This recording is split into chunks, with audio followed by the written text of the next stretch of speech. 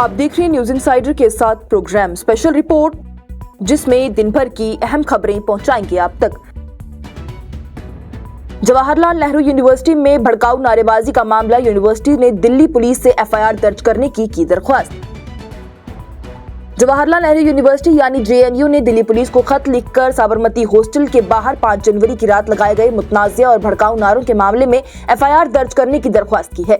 University के मुताबिक रात तकरीबन 10 बजे a night of resistance with guerrilla Dhaba के नाम से एक प्रोग्राम मुनज़्ज़म किया गया था, जो कि जेएनयू स्टूडेंट्स ने यूनियन से जुड़े हुए तलबा ने 5 जनवरी 2020 के तशद्दुद के वाक़े की छठी बरसी के तौर पर रखा था। शुरुआत में इस मजलिस में लगभग 30 से 35 तलबा शामिल थे और ये सिर्फ यादगारी प्रोग्राम लग रहा था, मगर जेएनयू सिक्योरिटी डिपार्टमेंट के खत के मुताबिक जब सुप्रीम कोर्ट ने साबका जेएनयू तलबा उमर खालिद और शरजुल इमाम की जमानत की दरख्वास्त को रद्द कर दिया, उसके बाद प्रोग्राम का रंग बदल गया। यूनिवर्सिटी का यह कहना है कि इसके बाद कुछ तलबा ने इंतहाई काबिल एतराज भड़काऊ और नफरत अंगेज नारे लगाना शुरू कर दिए, जो कि सीधा सीधा सुप्रीम कोर्ट ऑफ इंडिया की तौहीन के जुमरे में आते हैं। खत में कहा गया है कि ये नारे अचानक नहीं बल्कि जानबूझकर और बार बार लगाए गए, जो कि गैर जिम्मेदाराना रवैया जाहिर करते हैं। जेएनयू इंतजामिया ने यह भी कहा है कि ऐसे नारे जेएनयू के कोड ऑफ कंडक्ट की खुली खिलाफवर्जी है और इनसे कैंपसेस के अमन, आपस की हम आहंगी और सिक्योरिटी का माहौल मुतासिर हो सकता है। यूनिवर्सिटी के सिक्योरिटी अहकाम उस वक्त मौके पर मौजूद थे, जिनमें की एक इंस्पेक्टर, एक सुपरवाइजर और कई सिक्योरिटी गार्ड्स शामिल थे और पूरे वाक़े पर नजर रखी गई। यूनिवर्सिटी ने इस सिलसिले में कई तलबा के नाम भी पुलिस को बताए हैं, जिनमें की जेएनयूएसयू के मौजूदा सदर अदिति मिश्रा के अलावा गोपिका बाबू, सुनील यादव, दानिश अली, साद आजमी, महबूब इलाही, कनिष्क, पाकीजा खान और शुभम जैसे नाम शामिल हैं। जेएनयू के चीफ सिक्योरिटी ऑफिसर ने बसंत कुंज नॉर्थ पुलिस स्टेशन के एसएचओ से दरख्वास्त की है कि इस वाक़े पर भारतीय न्याय संहिता के मुतल्लिका कवानीन के तहत एफआईआर दर्ज की जाए। जेएनयू के एक बयान में यह कहा गया है कि प्रोटेस्ट की वीडियो सोशल मीडिया पर फैल रही है, जिनमें वाज़े तौर पर भड़काऊ और काबिल एतराज नारे सुने जा सकते हैं। यूनिवर्सिटी का यह कहना है कि ऐसी हरकतें इख्तिलाफी राय या फिर जमहूरी एहतजाज नहीं बल्कि दस्तूरी इदारों की खुली बेइज्जती है। बयान में वाज़े किया गया है कि एहतजाज और नफरत अंगेज गुफ्तगू में फर्क होता है और ऐसी गुफ्तगू से अवामी अमन को खतरा पैदा होता है। जेएनयू इंतजामिया ने तमाम तलबा और हिस्सा लेने वालों को सख्त तनबीह की है कि कैंपस में अमन और डिसिप्लिन बरकरार रखें, वरना कवानीन और यूनिवर्सिटी कवायद के मुताबिक ही सख्त कार्रवाई की जाएगी। यूनिवर्सिटी ने यह भी कहा है कि सिक्योरिटी ब्रांच पुलिस के साथ ही तहकीकात में पूरी मदद की जाएगी, ताकि इस पूरे मामले की पूरी सच्चाई सामने आ सके।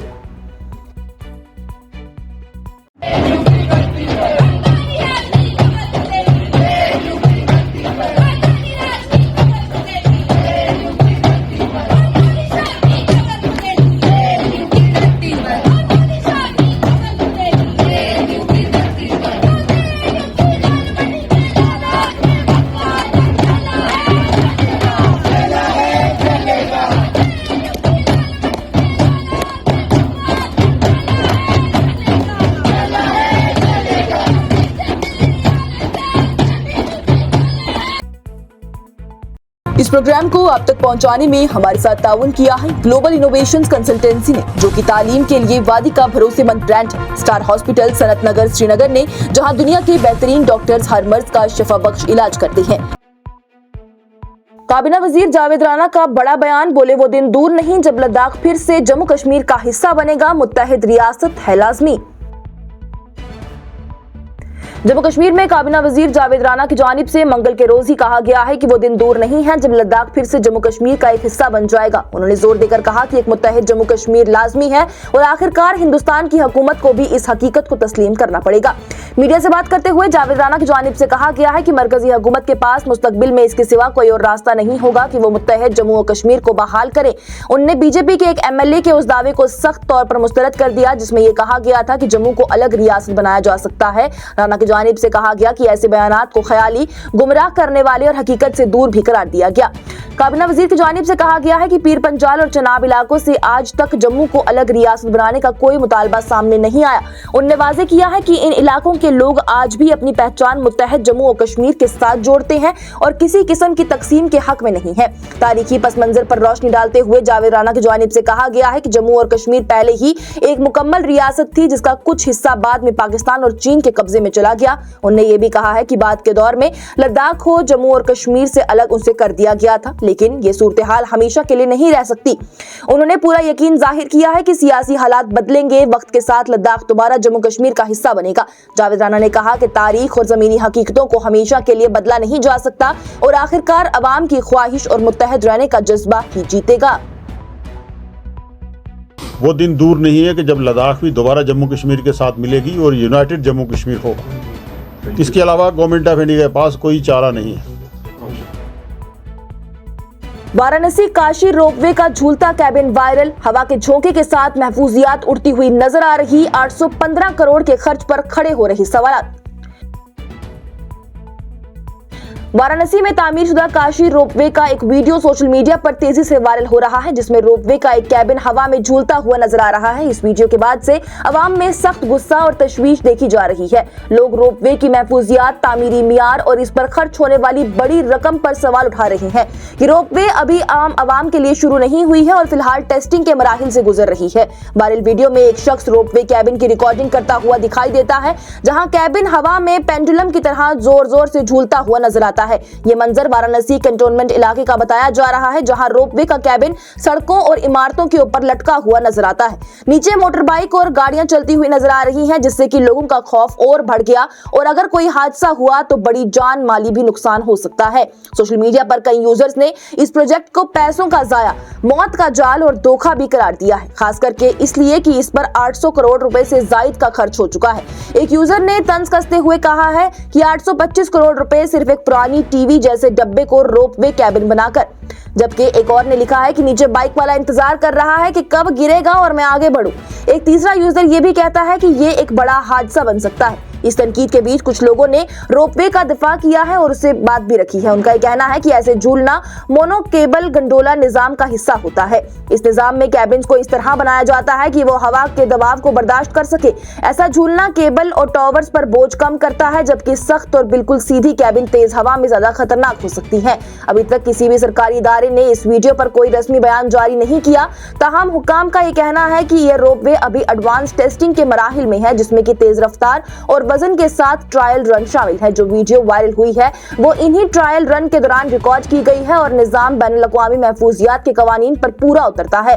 काशी रोपवे, जो कि हिंदुस्तान की पहली शहरी रोपवे है, तकरीबन 3.75 किलोमीटर पर मुश्तमिल है। ये कैंट रेलवे स्टेशन को गोडोवेलिया से जोड़ेगी और सफर का वक्त, जो कि पहले 45 मिनट होता था, उसे कम करके लगभग 15 मिनट कर दिया जाएगा। इस प्रोजेक्ट पर तकरीबन 807 से लेकर 815 करोड़ रुपए तक के खर्च हुए हैं।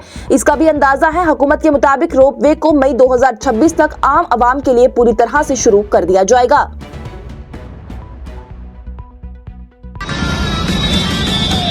भाई साहब, इतना झूलेगा तो कैसे कोई बैठेगा इसमें। ये बनारस रोपवे का गंटोला है, जो कि इतना तेज देखो झूम रहा है। भाई इसमें कोई बैठेगा तो बचेगा कि मरेगा। वैष्णो देवी मेडिकल कॉलेज में MBBS दाखिलों पर तनाज़ा, जम्मू में सिविल सेक्रेटेरिएट को किया गया सील, सख्त पुलिस की तैनाती। जम्मू में मंगल के रोज पुलिस ने सिविल सेक्रेटेरिएट को सील कर दिया ताकि नई बनी हुई श्री माता वैष्णो देवी संघर्ष समिति की तरफ से किसी भी किस्म के एहतजाज को रोका जा सके। अहदेदारों के मुताबिक ये कदम अमन और कानून की सूरत हाल को बरकरार रखने के लिए उठाया गया है। यह एहतजाज का ऐलान Shri Mata Vaishno Devi institute of medical excellence में MBBS दाखिलों से जुड़ा हुआ है। संघर्ष समिति का इल्जाम है कि श्री माता वैष्णो देवी श्राइन बोर्ड ने गैर हिंदू तलबा को दाखिला देकर मजहबी भेदभाव किया है।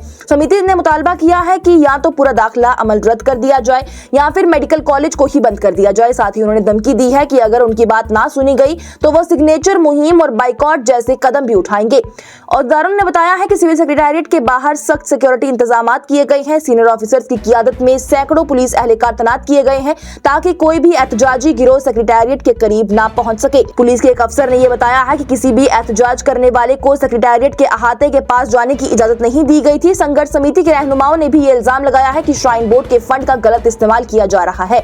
उन्होंने बीजेपी के रहनुमाओं और लेफ्टिनेंट गवर्नर से मुदाखलत की अपील भी की है। इसी बीच कुछ राइट विंग तंजीमों ने भी दाखिला अमल पर एतराज उठाया है और इस मामले को तनाज़ा बनाने के लिए भी इसी कोशिश कर रही हैं। इस पर हुकूमत ने वाज़ेह तौर पर कहा कि मेडिकल कॉलेज में तमाम दाखिले सिर्फ और सिर्फ मेरिट की बुनियाद पर हुए, ना कि मजहब की बुनियाद पर।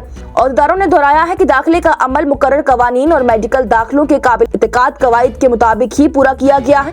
हुकाम का यह भी कहना है कि फिलहाल सूरत हाल पुरअमन है और सिविल सेक्रेटेरिएट जैसे हाई सिक्योरिटी इलाके में एहतियाती तौर पर ये सिक्योरिटी इंतजामात किए गए हैं ताकि अवाम के अमन और कानून पर कोई भी आंच न आए। वेनेजुएला पर हुए हमले की मजम्मत में सीपीआईएम का जम्मू में सख्त एहतजाज। अमेरिका पर वेनेजुएला के खिलाफ दादागिरी का लगाया गया इल्जाम।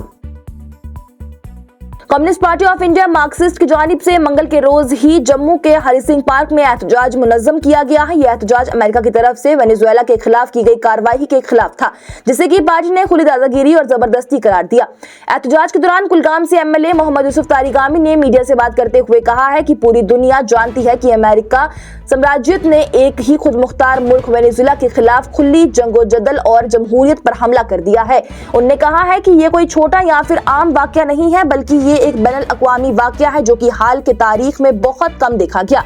तारिगामी ने कहा है कि किसी भी खुद मुख्तार मुल्क के मुंतखब सदर के खिलाफ इस किस्म की कार्रवाई गैर कानूनी है और गैर काबिल कबूल है।